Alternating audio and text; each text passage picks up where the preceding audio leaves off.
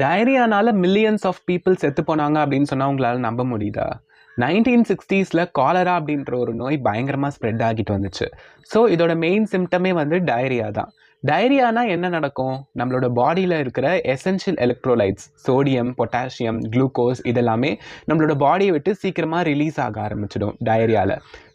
So இதை எப்படி சரி பண்ணலாம் அப்படின்னு பார்த்தோன்னா, ஐவி ஃப்ளூயிட்ஸ் கொடுத்தா இதை சரி பண்ணலாம் அப்படின்றது வந்து டாக்டர்ஸ் கண்டுபிடிச்சாங்க.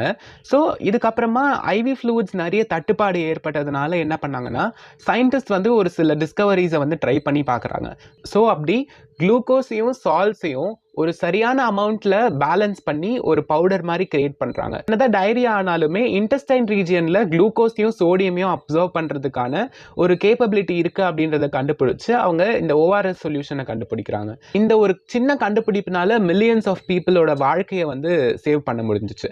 இன்னைக்கு எதுக்கு இதை பற்றி இப்போ பேசிகிட்டு இருக்கோம் அப்படின்னு கேட்டிங்கன்னா, இன்னைக்கு ஜூலை 29th வேர்ல்டு ஓஆர்எஸ் டே. ஓஆர்எஸ் அப்படின்றது வந்து ஓரல் ரீஹைட்ரேஷன் சொல்யூஷன் அப்படின்றது தான் ஓஆர்எஸ்.